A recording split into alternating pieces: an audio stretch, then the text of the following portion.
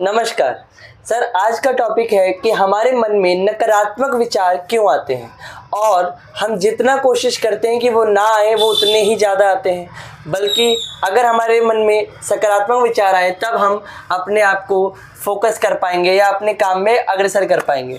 लेकिन बार बार लगातार जितनी बार भी हम खाली बैठते हैं या कई बार हम अपने भविष्य के बारे में सोचते हैं, नहीं तो अपने भूतकाल के बारे में सोचते हैं, यही दो जगह पे मन अटका रहता है और उससे रिलेटेड नकारात्मक विचार आते ही रहते हैं कि कल को क्या होगा और कल ऐसा क्यों हुआ था। तो सर, इस पे आप थोड़ा अपना विचार प्रकट करें।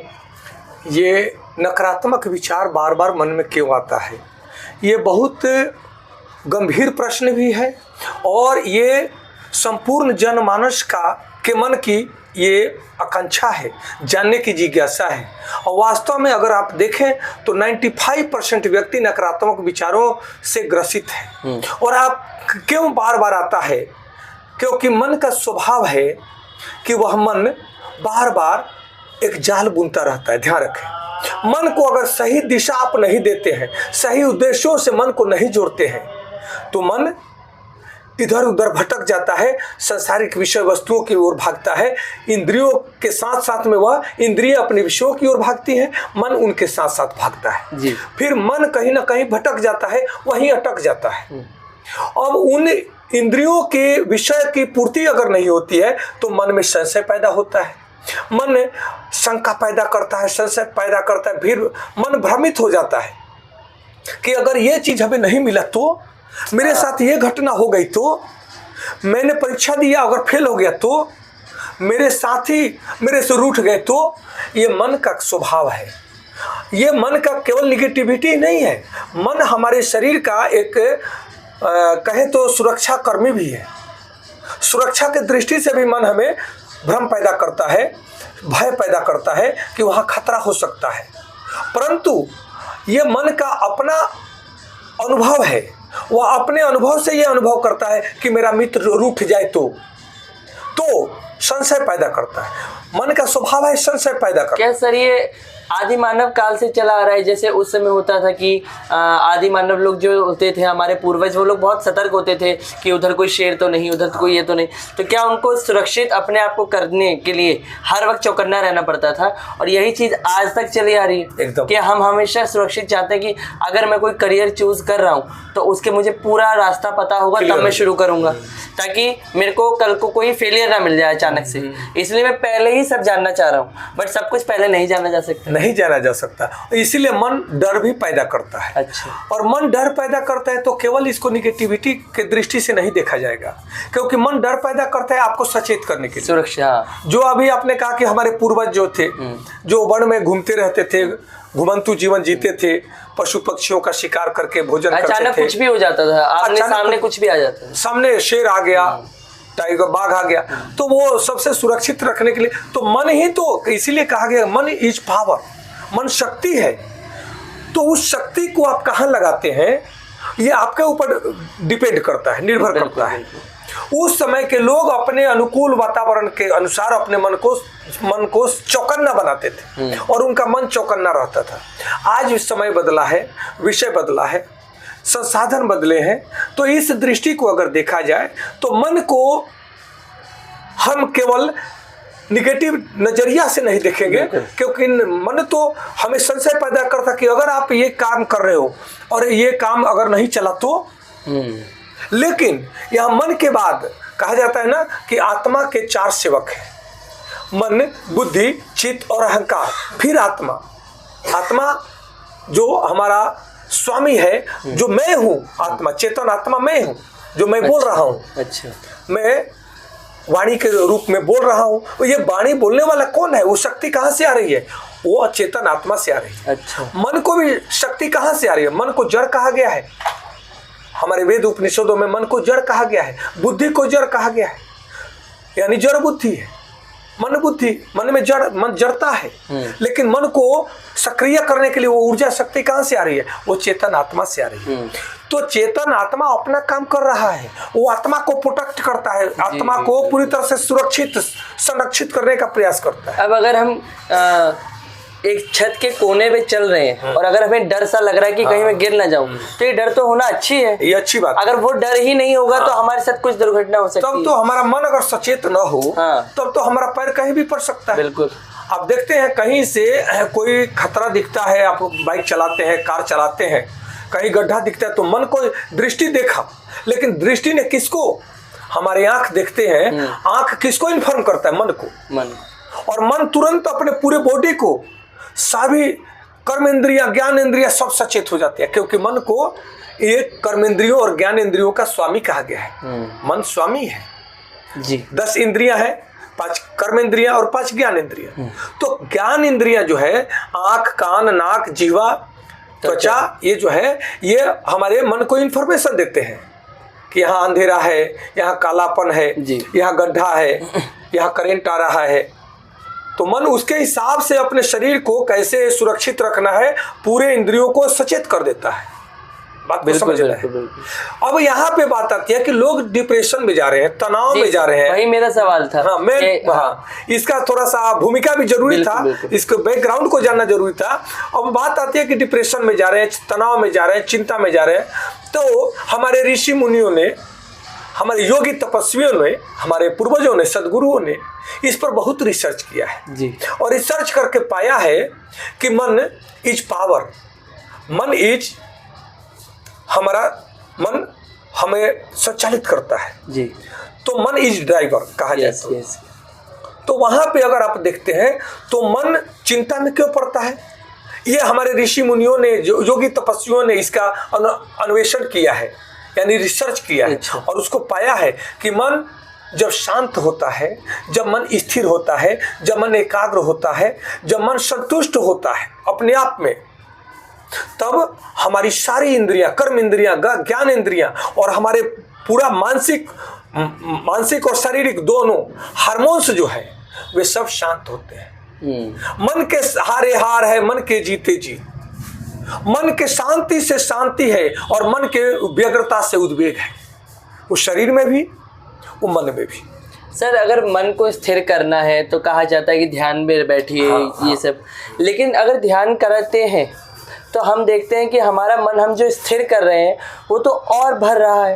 यानी जैसे ही हम ध्यान करने बैठते हैं तो हमारे विचार और तेजी से आते हैं और हमें फिर छटपटाहट होती है, डर लगता है कि इतने सारे विचारों को मैं कैसे हैंडल करूं। तो हमें जो सोल्यूशन दिखता है तो हम टीवी में मन लगा देते हैं, मोबाइल में लगा देते हैं कि अभी ये जो कोलाहल है इससे बचा लो, और इसका हमें बेस्ट तरीका कोई ना कोई एस्केप दिखता है, यानी संकल्प के आगे विकल्प दिखता है। तो मेडिटेशन जो एक अच्छा राह है जो हमें ऊंचाई की ओर ले जाएगा, उसमें हम जब भी बैठते हैं तो हम अपने आप को बहुत कोलाहल से पाते हैं कि हम बिल्कुल थॉट से घिरे पड़े हैं। तो ये दोनों चीज़ें एक दूसरे को कैसे, मतलब इसका क्या तालमेल है कि हमें बैठना भी चाहिए एकांत में, लेकिन एकांत में बैठा भी नहीं जा रहा। इसका बहुत सुंदर भगवान बुद्ध बताते हैं जी।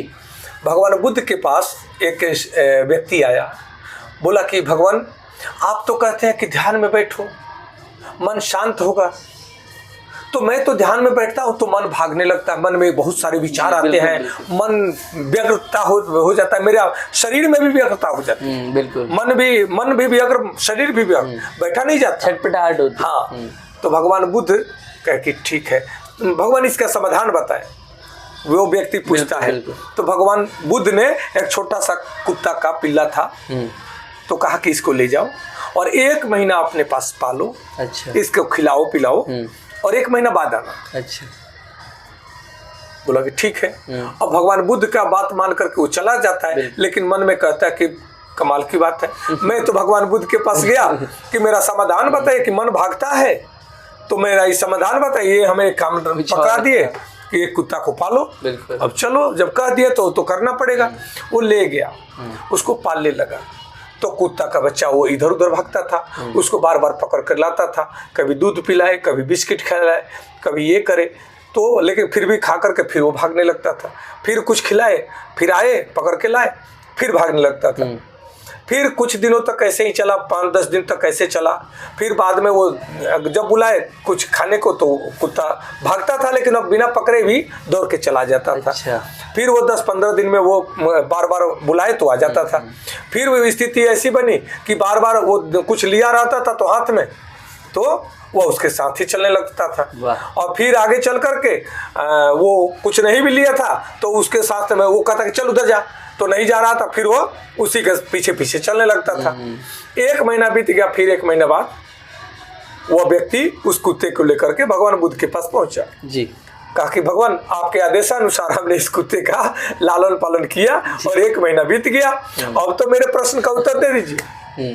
तो भगवान बुद्ध कहते हैं कि ये बताओ कि तुम जब इस कुत्ते के बच्चे को ले गए तो क्या इसका गतिविधि कैसी थी? हाँ।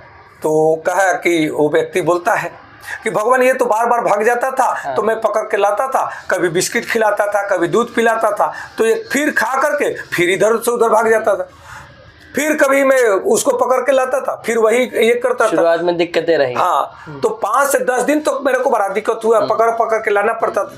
बाद में कुछ 10 दिन बाद मैंने देखा कि मैं केवल बुलाता था, खा लो, तो देखते के साथ में बिस्किट दूध वो दौड़ के चलाता था। फिर ये 5 दिन और चला, उसके बाद 15 दिन बाद देखा कि वो जब मेरे को देखता है कुछ लिए हैं तो दौड़ के चलाता था। फिर वो मेरे साथ साथ ही रहने लगा, मेरे जेब में उसको लगा कि इसमें बिस्किट है, हाथ में बिस्किट है, तो हाँ हमारे पीछे पीछे चलने लगा। और बाद में वो हमेशा मेरे पीछे पीछे, और भगाता भी हूँ तो भागता नहीं। बोले यही तो तुम्हारा मन है। अच्छा। भगवान बुद्ध बोले यही तुम्हारा मन है कि मन पहले भागेगा, क्योंकि तुम्हारा मन 20 साल 25 साल से तो संसार में भाग रहा है। बिल्कुल, उसको उसकी ट्रेनिंग हो चुकी है, उसको डाइवर्ट करने के लिए ट्रेनिंग देनी पड़ेगी। हाँ, डाइवर्ट करने के लिए उसको बदलना, उसका दिशा बदलना है, तो उसको रोज रोज प्रयास करना पड़ेगा। इसी बात को भगवान श्री कृष्ण से अर्जुन पूछते हैं कि हे भगवान, मन तो बड़ा प्रबल है, बड़ा वेगवान है, मन को तो कंट्रोल करना, नियंत्रित करना इतना मुश्किल है कि जैसे आंधी को अपने मुट्ठी में बांधने के बराबर है। मन तो ठहरता ही नहीं। तब भगवान कृष्ण अर्जुन को कहते हैं कि हे अर्जुन, ये अभ्यास के द्वारा होगा, प्रतिदिन अभ्यास करना होगा। अभ्यासेन तु कौन्तेय। हाँ, अभ्यासेन तु कौन्तेय। सारी बात जुड़ रही है जी, एक ही। हाँ, सोल्यूशन, यही सोल्यूशन हमारे ऋषि मुनियों ने, यही बात तो भगवान शिव ने भी बताया है। शिव स्वरोदय विज्ञान है। अच्छा। स्वरोदय विज्ञान के माध्यम से उन्होंने तो कहा है कि ये मन जो भागता है, मन का कनेक्शन हमारे श्वासों से बहुत गहरा कनेक्शन है। अच्छा। मन और प्राण का बहुत गहरा कनेक्शन है, बड़ा गहरा संबंध है।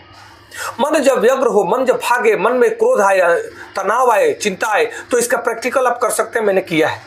अच्छा। हाँ, जब मन में चंचलता हो, मन व्यग्रता हो, तो आप कहीं भी स्थिर बैठ करके और रीढ़ गर्दन सीधी करके, कहीं भी चेयर पे चाहे नीचे कहीं भी आप रीढ़ गर्दन सीधी करके आप अपने श्वासों को लंबा गहरा करें और अपने मन को ये श्वासों के साथ जोड़ दे। श्वास को देखने के लिए यहाँ पे बैठा दे अपने मन को कि श्वास गई, फिर श्वास अंदर जा रही है, फिर श्वास नाभि तक गई, फिर श्वास बाहर आ रही है, फिर श्वास बाहर गई, बाहर तक गई, फिर ये। अब इसमें मन को लगा दीजिए, तो मन का विचार है, मन की व्यग्रता है, वह धीरे धीरे शांत होने लगे। जी सर, क्योंकि कुछ साधकों का कहना होता है कि जब भी हम ऐसा करते हैं, ट्राई करते हैं मेडिटेशन, तो उन्हें शुरुआत में बोरियत सी होती है, नींद सी भी आ जाती है, और नहीं तो बहुत सारे विचार आते हैं। तो आपका कहना है कि वो शुरुआत में आएंगे, लेकिन जैसे धीरे धीरे ट्रेन होगा तो वो धीरे धीरे सही होने लगेगा। ये सही होने लगेगा।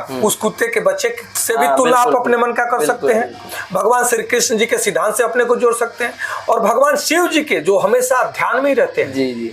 ध्यान में रहना वो विज्ञान है कि मन जब चंचल होता है तो मन में अनेकों प्रकार के विचार चलते रहते हैं।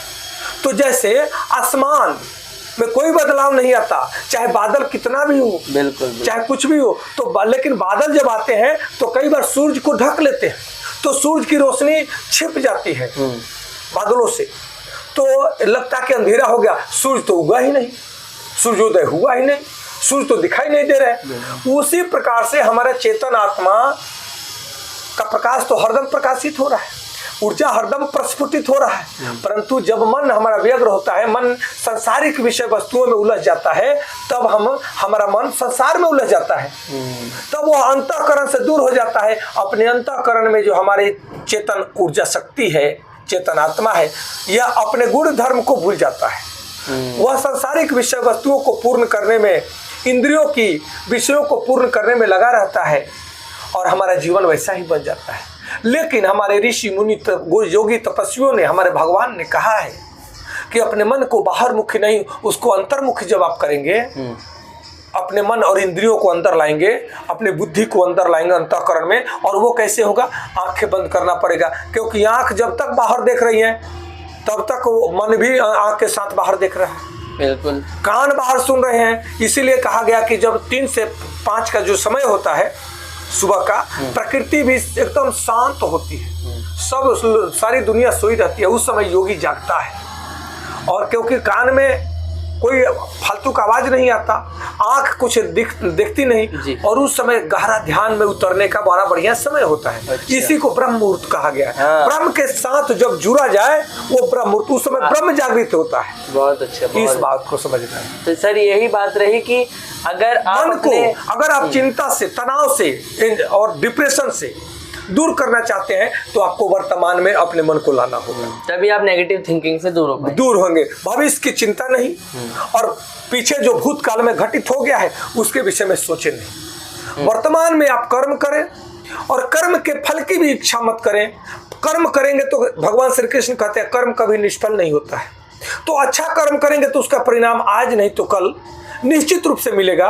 तो काम करें, डिपॉजिट करते जाएं, कर्म आपका डिपॉजिट हो रहा है, उसका फल आपको मिलेगा। आज मिले, 10 दिन बाद मिले, 1 वर्ष बाद मिले, लेकिन निश्चित मिलेगा, आपके जीवन में बदलाव आएगा। तो चिंता, तनाव और डिप्रेशन से बचना है तो आपको सात्विक विचारों से जुड़ना होगा। मन को उद्देश्य देना पड़ेगा, मन को लक्ष्य देना पड़ेगा, क्योंकि मन को आप खाली नहीं छोड़ सकते। मन को खाली छोड़ना वैसे ही है कि जैसे हाथी को खुला छोड़ देना, उत्पात मचा कर, खाली दिमाग शैतान का ये कहा गया है। मन को नियंत्रित करें, मन को दिशा दें, मन को उद्देश्य दें, मन को सात्विक, इसीलिए कहा गया है कि योग, प्राणायाम और ध्यान में मन को लगाएं। उसके साथ साथ में स्वाध्याय में मन को लगाएं, उसके साथ साथ में पूजा पाठ में लगाएं, नाम स्मरण में लगाएं, भगवान का नाम चैंटिंग करें, मन को उसमें लगाएं, मन को श्वासों से जोड़ें, मन को ध्यान से जोड़ें, तब मन आपका साथ नहीं छोड़ेगा। फिर भगाएंगे तब भी नहीं भागेगा। वाह, बहुत अच्छा। धन्यवाद सर, आज आपने इतना अच्छा सॉल्यूशन दिया, और ज़रूर हमारे दर्शकों को आज का वीडियो बहुत हेल्पफुल लगा होगा, पसंद आया होगा। मिलते हैं किसी नेक्स्ट टॉपिक पे, तब तक के लिए नमस्कार।